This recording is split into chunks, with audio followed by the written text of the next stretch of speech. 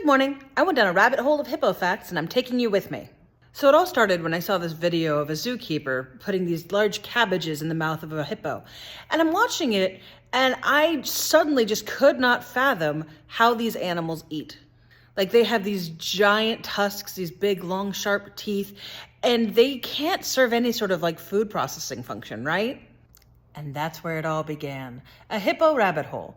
Now, I think we all have some like fundamental hippo facts in our brain banks, but I'm just gonna like spout off all the ones that I learned because I can, and you're welcome.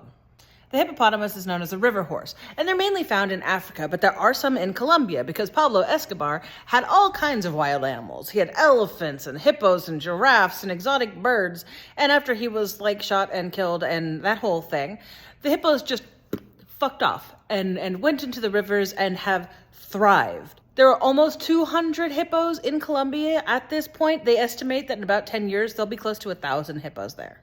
And they thrive in Colombia because they don't have the same problems that African hippos do, which is drought and like predators.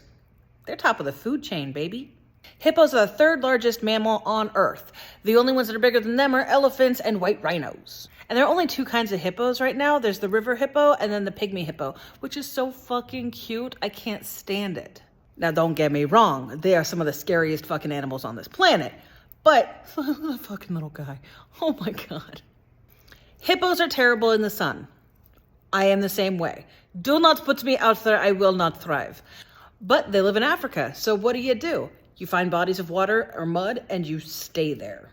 The gods were playing a wild game when they created hippos. Poor things. So hippos are so bad at sun that they spend most of their lives in the water. I think it's like 80% of their day they spend in the water. They can't actually swim. What they do is they hop, like astronauts on the moon. It's actually kind of cute to watch them go. They can only hold their breath for about 5 minutes, but they will straight up sleep underwater. And when it's time for them to breathe, their body just floats up without them waking up. Their body just floats up and they get their oxygen and then they float back down. I love that. So the reason that hippos are so bad at being in the sun is that they don't have sweat glands to help regulate their body temperature. What they do is they produce this liquid called hipposudoric acid, which is this red-pink liquid that comes out of their pores. It doesn't help regulate their temperature, but it does act as a sunblock and also an antibacterial ointment. Quite handy. People used to think that hippos sweat blood, which is so metal. I fucking love that. I wish I sweat blood. That would make me more intimidating. Not that they need it. They don't need to be more intimidating. Their tusks can grow up to be almost 2 feet long, and they can run almost 20 miles an hour. That's fast. For such a big fucking animal, no thank you. 4 tons coming at you, 20 miles an hour?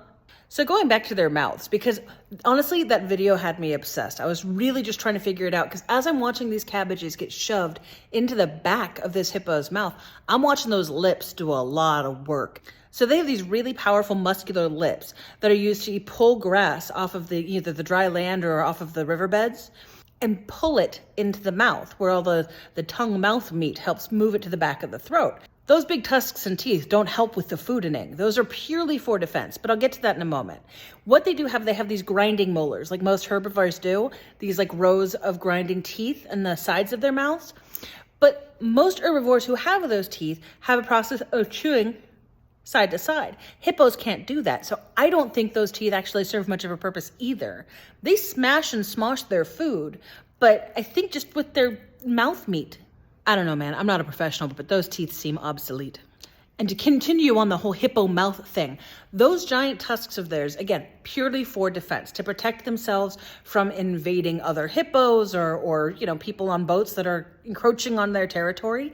They have a bite force of 1,800 to 2,000 pounds per square inch, which is insane. That is a stronger bite force than a lion or a polar bear. That is gnarly as hell.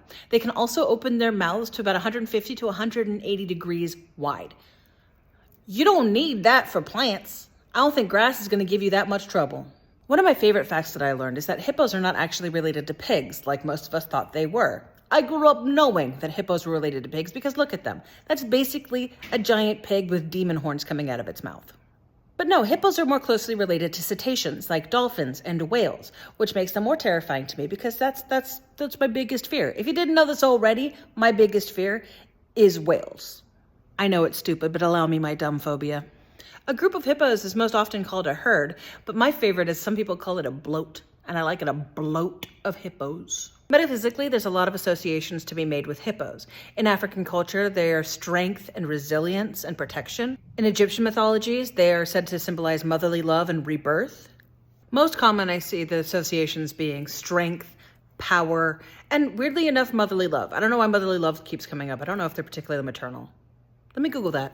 So yeah, hippos are good moms. They take care of their young for about 18 months, and sometimes even like the babies will stay with them for 8 years. That's pretty impressive. That is some motherly love. All right, I'll take it.